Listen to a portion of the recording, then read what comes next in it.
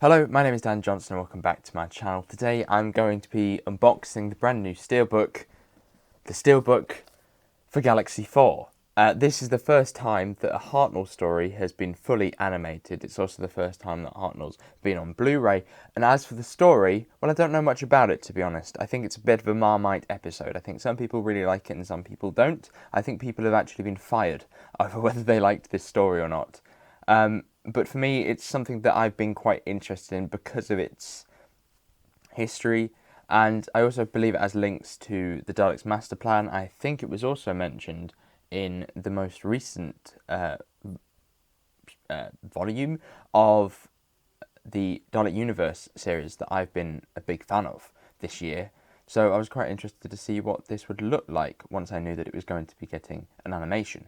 This arrived on Saturday, and because of the hours I work, I wasn't able to even look at it properly until now. So let's begin unboxing it. First, you'll notice the incredibly striking colour. The oranges and the yellows are lovely, and taking centre frame is the TARDIS. They've also done an absolutely gorgeous job on the left-hand side with adding a bit of glow from one of the suns. I think that's a really nice touch. In the background, we have two of the android creatures. I think they're called grills? That doesn't sound right. And a little, I've forgotten the name, but the little robot thing down at the bottom as well. And then if you flip it over, you have a blurb as well as the back of the First Doctor's head for some reason. A list of features, animated episodes in black and white and animated in colour. A remastered surviving original episode 3, surviving clips, a couple of documentaries, PDFs which I can't access, and I haven't mentioned it yet, but on the front they've made it an actual logo for Galaxy 4, and I think it's really quite a striking logo. It's a shame that they've done it in orange when the entire thing is orange, so you can't really tell that it's there as it fades into the background. But once you've taken the sleeve off, you have the full image of the TARDIS, which is lovely, as well as the full image of the Doctor's behind of his head, and some kind of creature that I have yet to see in the episode.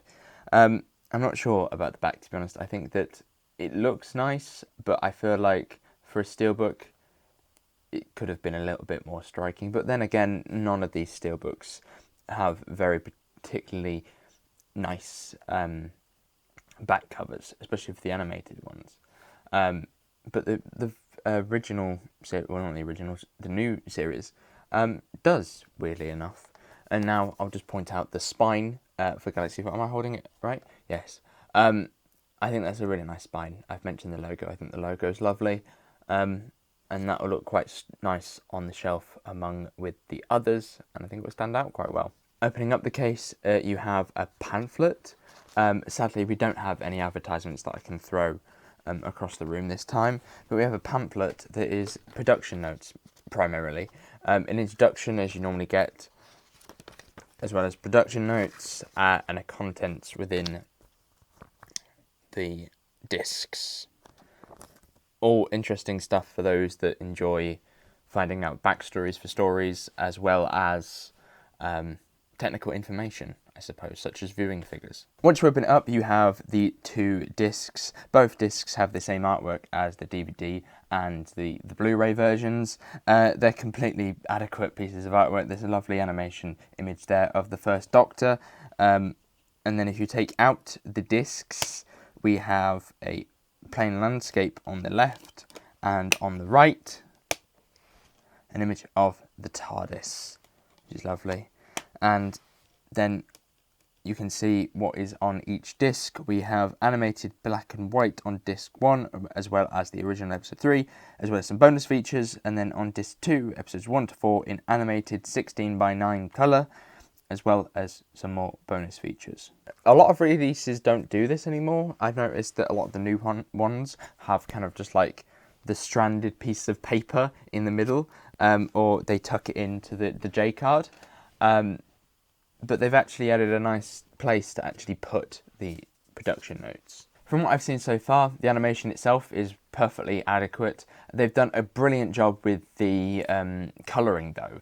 I think that's probably the exceptional thing about this. I think that back in 1967, I think, no, it couldn't be 67, 65, or maybe even early 66, they wouldn't be able to do a lot of the stuff that they do in this animation. I mean, the colours of the backgrounds and the vastness of the backgrounds is excellent. The ship as well, it looks brilliant. And even though I haven't seen the surviving episode 3, I believe it is, once I do, because I watch anything that's surviving, I will watch, I'd be curious to see whether that vibrancy follows over, and I really don't think it will.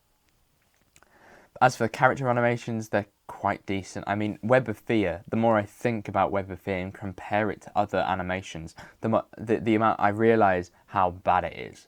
Evil of the Daleks was probably one of the best animations we've had in years. I think that probably was the best one that we've had, in fact. And I don't think it quite matches up to that. I think it's kind of like a mixture of a more animated 3D model, as well as the kind of cardboard cutout versions that you'd get when they have to talk, they move their hands or their mouths will just sort of do that and then close. You kind of have a bit of both worlds here. You kind of get a bit...